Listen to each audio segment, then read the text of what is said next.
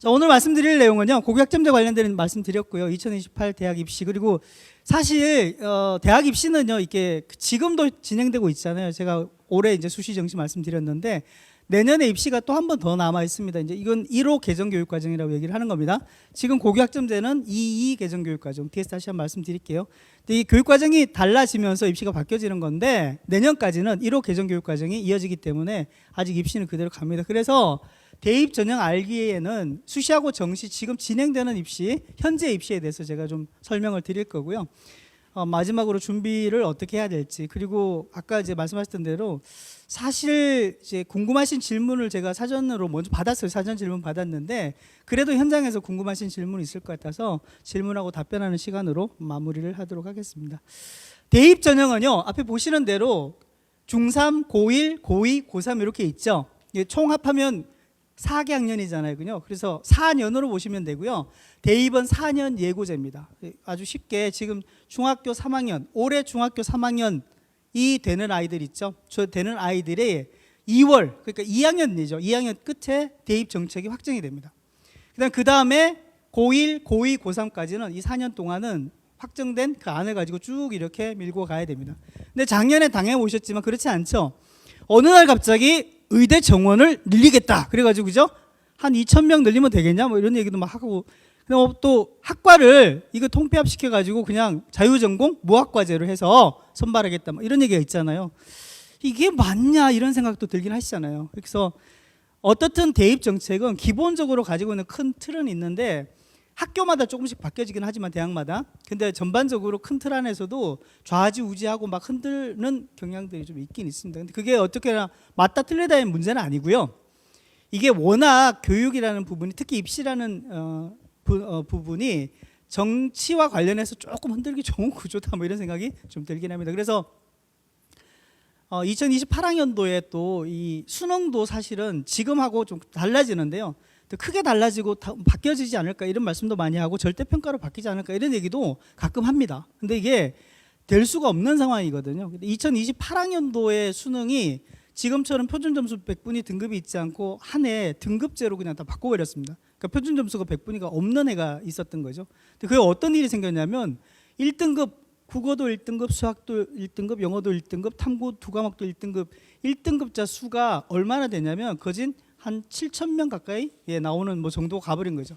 모의평가 때 5,000명, 7,000명 이렇게 나오다가 실제 수능에서도 상당히 많이 나왔습니다. 그러니까 상위권에서 갈라지지 않는 거잖아요. 그러니까 의대 가는 또는 치대 가는, 뭐 한의에 가는, 약학 가는, 서울대 가는 그 아이들이 수능 성적이 나눠지지가 않아요. 다 똑같은 거예요. 모두 1등급. 그럼 어떻게 해야 돼요? 생년월일이 빠른 분이 합격. 말이 돼요? 동점자를 가르는 기준이 또 생기는 거죠. 그러니까 이런 식으로 되는 걸 우리가 알기 때문에 한 번에 쉽게 바뀌어지진 않아요, 입시가. 그래서 지금 어떻든 간에 조금씩 수정 변경될 수는 있어도 큰 줄기는 간다라고 보시면 맞을 것 같고요. 여기서 하나만, 이제 오늘 사실 한 3시간 동안 이제 공부를 하는 거라서 제가 좀 말씀드리면, 그렇다고 뭐 이렇게 뭐 메모하시거나 외우실 필요는 없을 것 같아요. 나중에 PPT를 PDF 파일로 만들어서 드리니까. 대입 4년 예고제 이후에 보시면 거꾸로 갈게요. 지금 고3은 여기 보시면 모집 요강이라고 그래서 수시, 정시 이렇게 나오잖아요. 고등학교 2학년은 올해 4월에 대입 전형 시행 계획이라는 게 나왔어요. 뒤에도 나오는데 요거 가지고 수시, 정시 어떻게 뽑는구나라고 준비를 하면 되고요. 고1은 지금 현재로 보면 8월 달에 지금 대입 전형 기본 사항이라고 나와 있는 이게 다입니다. 그럼 현재 고1은 어떻게 되느냐? 내년 4월 달 정도 돼야 대학에서 수시는 이렇게 뽑겠다, 정시는 이렇게 뽑겠다라는 대입 전형 시행 계획이 나옵니다. 물론 발빠른 대학들은 뭐 경희대도 마찬가지고 서울대도 마찬가지고 2028학년도 대입 전형에 관련되는 자료를 발표한 대학도 꽤 있어요. 근데 그런 대학들은 참고로 하시면 되는데 어떻든 모든 대학의 자료들을 보려면 내년 4월은 돼야 된다. 고1 기준으로 이렇게 보시면 좋을 것 같습니다. 자, 본격적으로 그럼 고교학점제를 왜 고교학점제라고 그러냐? 아까 말씀드렸던 대로요. 1호 개정교육과정이 지금 2 개정교육과정으로 교육과정이 바뀌었습니다. 언제 바뀌었냐면 2024년 3월부터. 그러니까 이게 2022는 왜 2022가 붙지? 헷갈리시잖아요. 이 해에 교육과정이 바뀌었다고 생각하시면 됩니다. 2015 개정교육과정은 2015년에 새로운 교육과정이 나왔다. 근데 그 이전에 뭐가 있냐면 공구 교육과정이 있습니다. 2009년에 나온 교육과정이 있고요. 그 전에는 뭐가 있죠? 뭘까요? 예, 7차 교육과정이 있습니다. 7차 교육과정이 마지막 교육과정이고요. 그 이후로는 연도를 가지고 교육과정이 나옵니다. 그래서 8차 교육과정 뭐 이후라고 생각 이렇게 하시면 안 되고요. 7차 교육과정 끝. 그 다음에는 무조건 한 7년 뭐 6년 주기 되는데 해당 연도의 교육과정 발표와 함께 이렇게 나온다. 상식으로 이렇게 아시면 될 것 같고요. 그래서 2개정 교육과정은 보면 1호 교정교육과정에서 2개정 교육과정으로 바뀌면서 2022년에 교육과정이 나오고 이게 처음 이제 작년에 초1, 초2부터 시작됩니다. 올해는 초3, 초4, 중1, 고1. 근데 고1은 고교 학점제라는 닉네임을 달고 있습니다. 여기 뒤에 나오는데요. 이수 단위를 고려하지 않고 이제 학점이라는 걸로 이수 단위가 학점으로 바뀌었다 이렇게 보시면 될 것 같은데 이게 고1이 시작되면서 고1이 고3이 되려면 2026, 27 이렇게 초5, 초6, 중2, 고2 내년이고요. 2027년이 되면 중3, 고3까지 학점제가 계속 이어져서 이때 졸업하잖아요. 2028학년도 대학에 들어가기 때문에 2028학년도 대입 고교 학점제 이 두 개가 묶인다고 보시면 됩니다. 어렵지 않죠? 너무 쉽게 설명하나요? 알고 계신 건가요? 답이 없어요. 네, 넘어가겠습니다.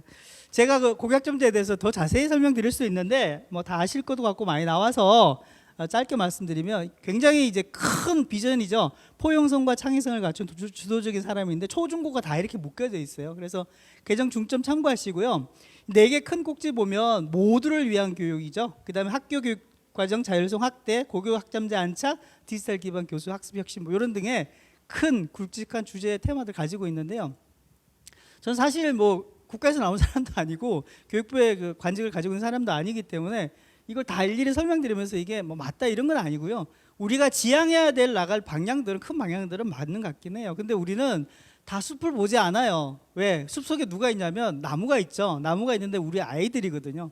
내 아이만 보이는 거예요. 그래서 전체적인 이렇게 나오는 큰 흐름에는 이제 관심이 없진 않지만 어떻든 간에 크게 주목하지 않는다고 이렇게 보시면 될 것 같아요. 저 또한 사실은 뭐 이게 맞는 것 같아요. 큰 방향에서는. 하지만 우리 아이한테는 그리고 제가 상담하는 친구들한테 어떻게 해야 되겠다 이건 조금 더 다른 얘기가 될 수도 있다는 거죠. 하지만 큰 방향은 이렇다 정도로 아시면 좋을 것 같고요. 초등은 보니까요. 여기에 가장 눈에 띄는 게 초등도 교육과정이 바뀌면서 지금 1, 2학년 학군 교정교육과정이 국어 34시간 증배라고 돼 있잖아요. 이게 굉장히 큰 것 같아요. 지금 아마 문해력이 뭐 오래됐죠. 코로나 이전부터 코로나를 겪으면서까지 문해력을 어떻게 해야 되냐, 우리 아이 문해력을 어떻게 키울까 이런 게 관심이 됐잖아요. 그래서 교육 과정에서도 어떤 국어 시간이 좀 늘어났다. 참고로 보시면 되고 나머지는 참고하시면 될 것 같아요. 중등은 중학교는 제가 보니까 변한 게 별로 없어요. 중학교는 크게 변한 게 별로 없어요. 정보 시간이 조금 더 늘어났다. 뭐 이런 정도로 보여지고요. 고등학교 교육과정은 말씀드렸던 대로 고교 학점제라는 이름을 달고 있는데 이게 좀 많이 바뀌었어요. 근데 어쨌거나 여기 보시는 대로 코로나 때 이전에 2018년, 17년부터 준비를 했어요. 고교 학점제를. 그래서 21년, 22년에 어떻든 선도학교, 연구학교 통해서 미리 또 가고 2023년, 4년 거쳐가지고 올해부터 본격적으로 좀 시행이 되는 거거든요.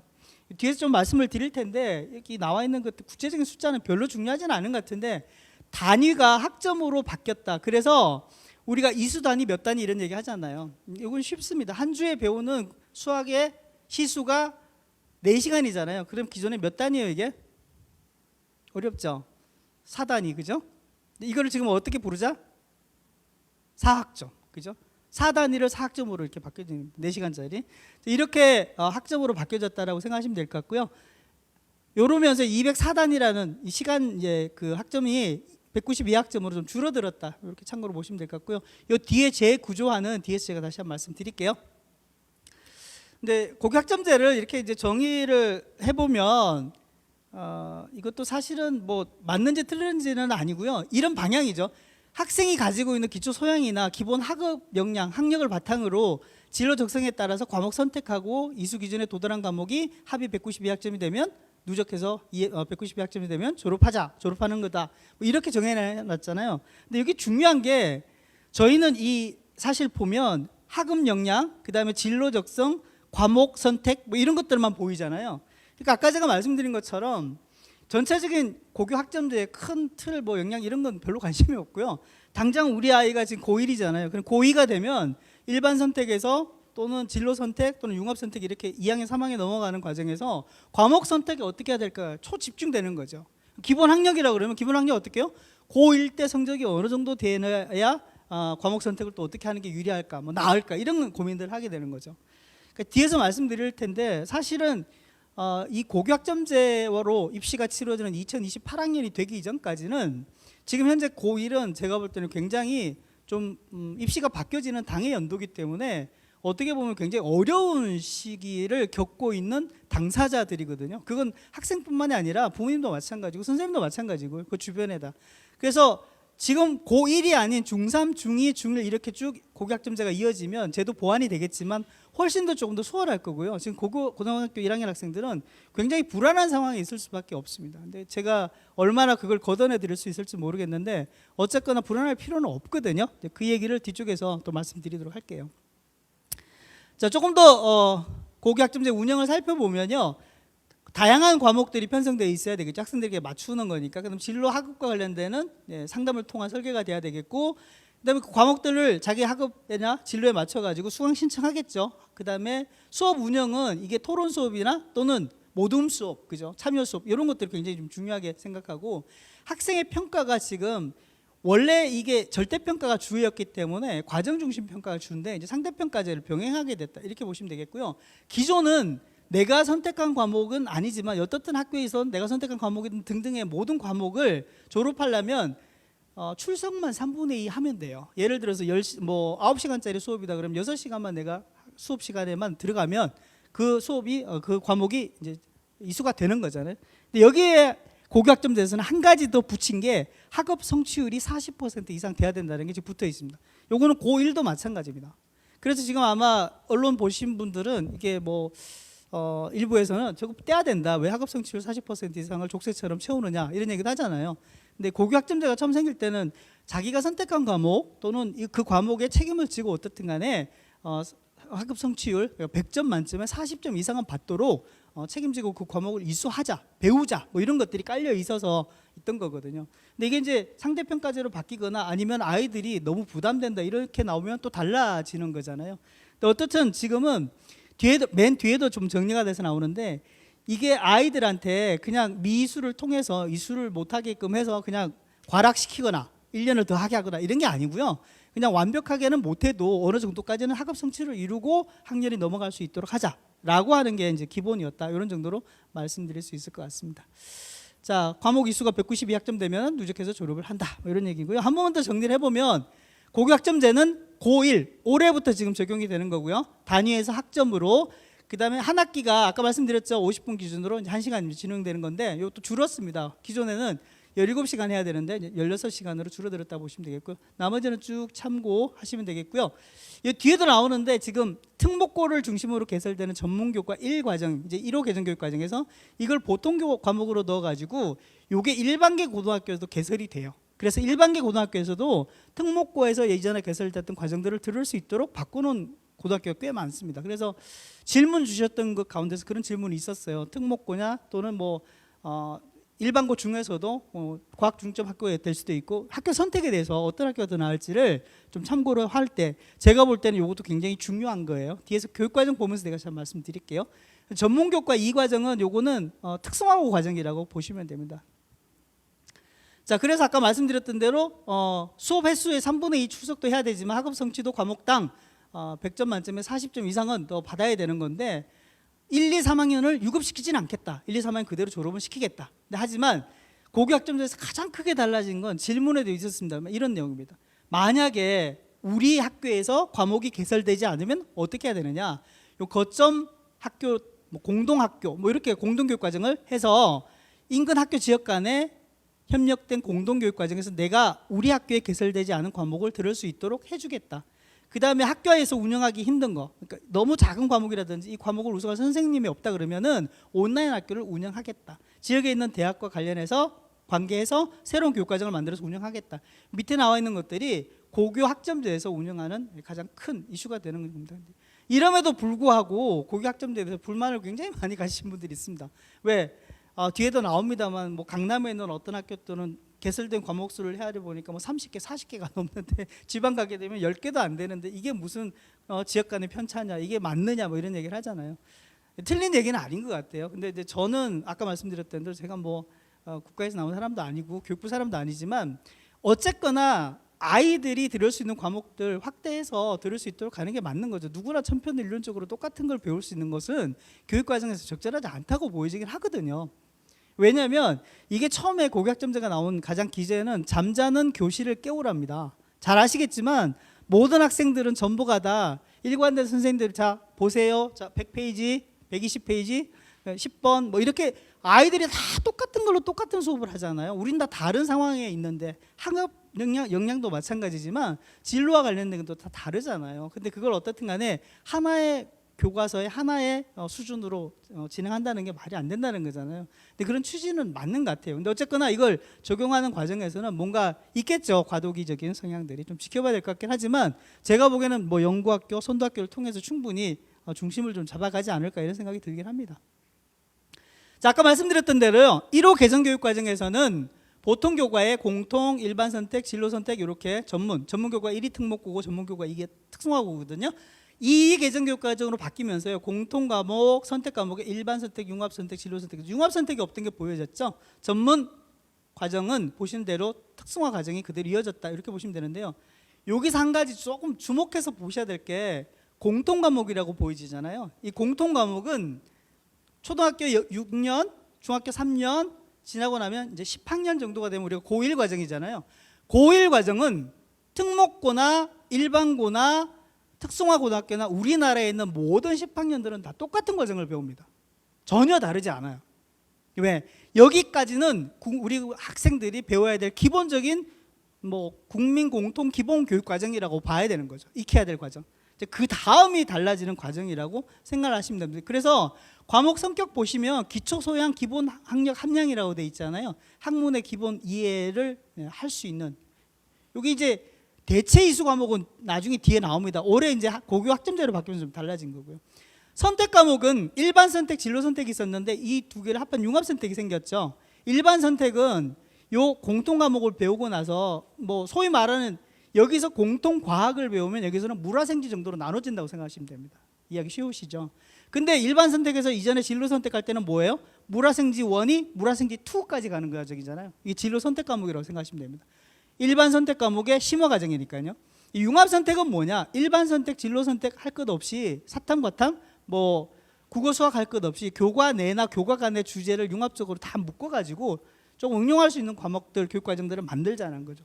이게 핵심은 융합 선택 과정은 지금 성취도와 상대평가, 절대평가와 상대평가가 병기되는데 이 융합 선택은 상대평가 안 합니다. 전부가 다 절대평가만 하는 과정이다 이렇게 보시면 됩니다. 그래서 여기 과목 성격들을 좀 보시면 지금 현재 고1이잖아요.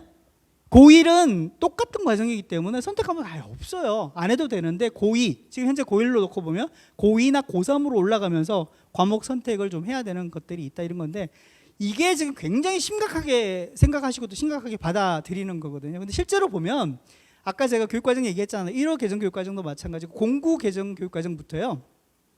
아이들의 선택이라는 부분을 굉장히 중요시했어요. 근데 교육과정의 선택을 중요시하고 이걸 운영하려고 해도 학교가 교육과정이 개설되어 있어야 되잖아요. 실제로 운영을 못하는 거예요. 학교가 달라지지 않고 바뀌어지지 않으니까. 근데 그걸 1호 개정교육과정에서도 하려고 했어요. 똑같이 있어요. 안 돼요. 왜? 학교가 달라져야 되는데 가르칠 수 있는 선생님이 있어야 되는데 선생님이 없으면 그걸 들을 수 있는 뭐 거점 학교라든지 공동교육과정을 할 수 있는 학교가 있어야 되잖아요. 온라인 학교가 있든 간에 지금 이게 안 되는 거죠. 근데 연구학교나 선도학교 통해 가지고 지금 고교 학점제에서는 이걸 어떻든 해보자라는 걸로 가고 있다 이렇게 보시면 좋을 것 같아요. 자, 여기 보시면 1호 개정교육과정, 2 개정교육과정에 성취도 지금 A, B, C, D, A, B, C, D, E, I가 생겼어요. 이게 인컴플리시라고 그래가지고 미수인데 미수자를 만들라는 게 목적이 아니고요. 미수자가 생기지 않도록 하자라는 게 사실은 고교 학점제에서 성취 기준을 정해놓은 핵심적인 내용이다 이렇게 보시면 되겠고요. 개정교육과정 정리해보면요. 이 개정교육과정 교과는 보통교과, 전문교과 있죠. 전문교과는 특목고 교육과정이 있는데 이 특목고 교육과정이 사실은 좀 허물어진 거죠. 이게 전부 다 보통교과의 공통과목, 선택과목 여기 진로 선택과목으로 많이 가 있다 이렇게 보시면 되겠고요. 공통 고1 과정이죠. 선택과목은 일반, 진로, 융합. 여기 나와 있는 성격은 과목 성격은 아까 앞에서 봤던 겁니다. 창체활동은 자율, 자치, 동아리, 진로. 여기 뭐 하나 없어진 것 같지 않으세요? 예전에는 창체활동을 자율활동, 동아리활동, 봉사활동, 진로활동 기억 안 나세요? 생각 안 해봤던 거. 예, 봉사활동이 있었는데 지금 봉사활동을 그렇게 중요시 안 합니다. 그러니까 이게 결정적으로 코로나 이전부터도 사실은 좀 이슈가 됐었는데 가장 지금 핵 이슈는 코로나 때 봉사활동을 할 수 있는 기반이 없어요. 어디 가서 봉사활동을 해요? 다들 마스크 쓰고 집에 있는데 온라인 수업하는데 봉사활동하러 밖에 나가요? 있을 수가 없잖아요. 자연스럽게 무너진 겁니다. 그래서 지금도 야 너 봉사활동을 해야 돼 라고 생각하시고 아이한테 봉사활동을 강제하는 건 사실은 이거 말도 안 되는 상황이라고 보시면 될 것 같아요. 어쨌거나 창체활동은 자율자치, 동아리, 진로 이런 식으로 나눠지고요. 봉사활동도 학생부에 있어요. 그대로 운영합니다. 자, 내용을 좀 보시면 이게 그 과목별로 제가 좀 나눠놨는데요. 이 과목별로도 사실은 뭐 그다지 중요하진 않지만 제가 핵심적인 거 말씀드리면 아까 제가 얘기할 때 공통 과목에 이제 국어가 공통 과목 1, 공통 과목 2 이렇게 나눠졌잖아요. 이게 내용은 거의 다 비슷해요. 비슷한데 학기 단위로 나눠져 있잖아요. 학기 단위. 그러니까 공통 국어 1, 1학기, 공통 국어 2, 2학기. 예전에는 이 책 한 권을 1학기에도 배우고 2학기에도 배웠거든요. 지금은 1학기 책, 2학기 책이 달라요. 예, 책이 달라졌다. 요 밑에도 보면 뭐 그런 것들이 있어요. 문학도 보면 문학, 독서와 작문 이렇게 나눠졌다고 보시면 되는 거죠. 그죠? 근데 이것도 이거는 뭐 재구조화로 봐야 되겠네요. 문학은 기존 문학이 유지가 되고 여기 문학, 독서, 화법과 작문이 있었는데 독서와 작문을 새로 묶어가지고 한 과목을 만들고요. 화법과 언어를 이렇게 재구조화 시켜가지고 또 하나의 과목을 만든 거죠. 이게 아마 시대가 달라지면서 과목 성향들도 국어에서도 당연히 이제 바뀌어지는 거죠. 저는 이게 굉장히 좀 의미심장하게 봤던 게 문학과 영상이라는 이 과목도 굉장히 조금 매력적인 과목이지 않을까 뭐 싶은 생각이 좀 들더라고요. 그래서 이걸 일반 선택, 진로 선택, 융합 선택으로 나눠지는 과목들을 요 내용들과 함께 참고로 한번 보시면 될 것 같은데요. 그러니까 저는 그 지금 고1 애들 학생들 있잖아요. 이 과목들을 지금 다 모를 거예요. 공통 과목만 하고 있으니까. 그래서 지금 교육청이든 아니면 학교에서도 교육과정과 관련해서 설명하면서 교과서에 대해서 자세한 설명들을 좀 해주거든요. 그걸 좀 읽어볼 필요가 있어요. 아니면 영상을 통해서 좀 볼 필요도 있고요. 그래서 이 과목이 뭘 가르치고 내가 뭘 배우는지를 제대로 알고 가는 것도 중요한데 대부분 그렇게 하지 않죠. 아까 제가 말씀드렸던 것처럼 야 나는 목표가 스카이야. 스카이에 공대 쪽에 가려면은 기계공을 하려면 어떤 과목으로 세팅돼야 돼? 이렇게 너무 쉽게 가시려고 하시는 거죠. 지금 뒤에도 얘기하지만 다 그런 과목들 선택하는 권장 과목, 뭐 핵심 권장 과목 이렇게 다 나와 있어요. 이게 중요하냐? 중요할 수도 있고 아닐 수도 있어요. 왜냐하면 내가 배우는 게 뭐고 내가 할 수 있는 게 뭐냐가 중요한데 저 대학에서 저런 걸 필요로 하니까 난 그걸 해야 돼라고 지금 맞추는 거잖아요. 근데 이런 그 관점에 따라서 조금 더 다르게 볼 수도 있습니다. 자, 수학은 보면요. 여기 기본 수학 1, 기본 수학 2 있잖아요. 이거는 공통 수학 1, 2가 학기별로 나눠진 과목인데 요것보다 내용인들이 조금 더 수준이 낮은 거라고 보셔야 됩니다. 아마 기본 수학 1, 2를 하는 학교는 지금 보지는 못한 것 같아요. 아이들 웬만하면 다 공통 수학 1, 2 하지 너는 중학교 때 수학에 실력이 안 되니까 기본 수학 1, 2를 해라고 하는 친구는 현재까지 못 봤습니다. 저는 이제 그렇게 하도록 만들어 놓은 게 기본 수학이다라고 되어 있고요. 과정은 똑같은데 수준을 좀 낮춰서 가르친다. 뭐 이렇게 보시면 되겠습니다. 수1은 대수, 그다음에 수2는 미적분, 뭐 이런 식으로 과목명이 많이 바뀌었다고 보시면 되겠고요. 가장 큰 거는 미적분 2가요. 미적분에서 과목명이 변경되긴 했지만 이게 일반 선택에서 진로 선택으로 선택이 바뀌었어요. 그러니까 미적분 2가 사실 굉장히 중요한 과목이긴 해요. 여기서 수학에서 중요한 과목이었는데 얘가 1호 개정교육 과정에서는 굉장히 무게 중심이 있었던 거죠. 선택 과목으로서도. 근데 이게 여기 오면서 진로 선택으로 빠지니까 사실은 수능의 출제 범위에 얘가 포함이 안 된 겁니다. 그래서 뒤에도 말씀드리는데 이 개정교육과정으로 오면 수학에서의 무게 중심 많이 좀 낮아졌다라고 보는 거죠. 특히 수능 시험에 출제되는 범위 한 내에서는 물론 어렵게 출제하면 한없이 어렵게 출제할 수는 있지만 나머지는 좀 참고를 해서 보시면 될 것 같습니다. 넘어가겠습니다. 영어는 보면 뭐 가장 많이 안 바뀌었다고 볼 수 있는데 공통영어 1, 2라고 해서 1학기, 2학기 책이 있고 기본영어 1, 2는 수준이 조금 더 낮게 가르친다. 뭐 이런 정도로 보시면 되겠고요. 쭉 이렇게 참고로. 근데 여기서도 이제 핵심은 뭐냐면요. 여기 보시면 영어 독해와 작문이 일반 선택이 있잖아요. 과목이 그죠? 근데 여기 보면 심화 영어 독해와 작문이 있어요. 진로 선택 과목에는. 그러니까 이게 어떻게 보면 영어 독해와 작문과 심화 영어 독해와 작문이 제목 책명만 보시더라도 자연스럽게 이어지잖아요. 그죠? 이거 하고 일로 가야 되는 뭐 그런 느낌이잖아요. 근데 얘를 안 하고 이것만 또 한다 그러는 건 사실 물음표 한 번씩 찍어봐야 되는 뭐 이런 거잖아요. 그러니까 이게 어떻게 봐야 될지는 좀 다르긴 하지만 학교에 있는 교육과정 안에서 내가 영어를 제대로 공부해 보겠다, 아니면 영어 공부가 좀 된다 하는 친구는 교육과정에 위계는 생각을 해야 돼요. 수학도 마찬가지지만 영어도 국어도 위계가 있잖아요. 아까 제가 얘기했던 물화생지하고 물화생지 2로 가는 것처럼 그런 위계는 생각하고 세워야 된다. 뭐 이런 정도는 생각해 볼 수 있을 것 같아요. 자, 이 둘둘 개정교육과정으로 오면서 가장 크게 달라진 게 1호 개정교육과정에서 이게 교과별로요. 과목의 수를 헤아려 보니까 일반 선택, 진로 선택이 있을 때니까 다 합해서 국수 영사가 46개였는데 과목이 이 개정교육과정으로 오니까 국수 영사가 다 해서 일반 진로 영합 65과목이 19과목이 더 많습니다. 이 과목 수가 많다는 것 자체는 뭐냐면 선택지가 많이 늘려져 있다는 거잖아요. 그러다 보니까 아까 말씀드렸던 대로 또 교육과정에서 가장 크게 오는 게 내가 어느 정도 위치에 학업 역량의 수준에 있느냐도 중요하지만 과목 선택을 어떻게 해야 되느냐도 핵심적으로 지금 떠오르고 있다, 이렇게 볼 수 있는 거죠.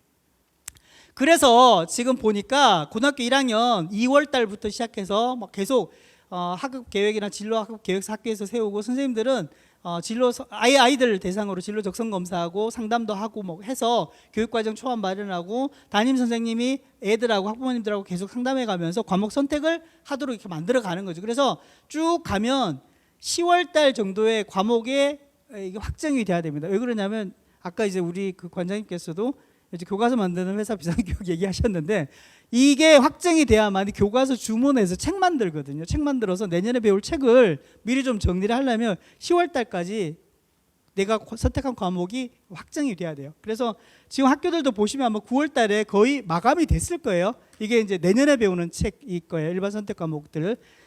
그래서 내년에도 똑같이 아마 할 거예요. 진로 선택 과목과 관련되는 부분들 또 있으니까. 근데 어쨌거나 10월 달까지는 계속 지속적으로 이제 고민이 되는 거죠. 그래서 질문에 쓰신 것처럼 이럴 수도 있어요. 우리 아이가 중학생인데 이런 선택 과목들에 대해서 미리 좀 결정을 해놓고 중학교 과정들을 보내야 되느냐, 이런 질문도 있으십니다. 어떻게 생각하세요? 그거 맞는 것 같아요? 아니면 그렇게 해야 될 것 같아요? 네, 그렇게 안 해도 될 것 같죠? 네, 그래서 제가 보기에는 요거는 어떻든 간에 과목을 확정하고 가긴 가야 되는데 쉽지 않아요. 제가 아주 이 개정교육과정 나오기 전에도 말씀드린 건데, 만약에 아이가 태어났는데 태어난 아이에 그냥 우리 그 예전 영화 제목이 잘 생각 안 나는데 바코드가 찍히는 것처럼 뒤에 그냥 너는 19살이 되면 의대로 가서 의사 공부를 하고 난 다음에 의사가 되어가지고 평생 한 60년 동안 의사를 해야 돼. 너의 선택권은 별로 없어. 뭐 외과 의사냐, 뭐 내과 의사냐, 뭐 등등 중에서 하나를 선택해야 돼. 뭐 이렇게 된다면 인생이 행복할 것 같아요? 네, 부모님 보시기에 어때요? 19년만 기다리면 애가 돈 벌어오는 기계가 되나요? 그게 그럴 수도 있고 그렇지 않을 수도 있잖아요. 사실은 다른 문제이거든요. 그래서 제가 조금 밖으로 다른 외도하면, 제가 최근에 봤던 그 다큐멘터리 중에서 KBS에서 한건데 그 의대에 미친 한국이라는 게 있었고요. 공대에 미친 중국이라는 게 있었어요. 보셨을 것 같은데요. 굉장히 감명 깊게 보긴 봤습니다. 근데 국가가 가지고 있는 어떤 뭐 주도적인 어떤 산업의 그런 방향들도 있지만은 더 중요한 건 어떻든 간에 아이들 입장에서도 좀 바라보긴 해야 되는데, 뭐 중국 애들한테 그런 눈빛도 안 보이고 우리나라 학생들한테도 그런 눈빛이 안 보이긴 했는데, 어떤 방향성에 대해서는 국가 아니면 산업, 앞으로 뭐 내 살아갈 진로 뭐 이런 것들도 모르는 걸 가르쳐주고 도와주는 건 필요하긴 한데, 그걸 네가 정하고 쭉 그 길을 가야 된다, 그게 맞는 길이다, 이런 건 좀 아닌 것 같다는 생각이 좀 들긴 하더라고요. 그래서 그런 측면에서 놓고 보면 고교 학점제가 가지고 있는 게 상당 부분 좀 해소가 돼야 되는데, 문제는 우리는 여전히 저희가 살아왔던 그 길에서 앞으로 아이가 어떻게 살아야만이, 어떻게 살아가야만이 조금 더 뭐 편하게 살 수도 있고 행복하게 살 수도 있고 이런 걸 생각할 수 있느냐고 좀 다른 얘기긴 하지만, 어쨌거나 한번 좀 생각해 봐야 될 문제이긴 한데, 왜 일반 선택, 뭐 진로 선택에 과목 선택하는데 그런 얘기를 하느냐. 근데 그것도 약간은 염두에 두고요. 저 멀리가 아니라 당장에 내가 공부하는 이 교재, 이 과목에서도 내가 정말 제대로 잘 할 수 있는 과목이냐를 한 번쯤은 그 과목의 성향이라든지 과목을 한번 살펴봐야 된다, 이런 말씀을 드리려고 한 겁니다.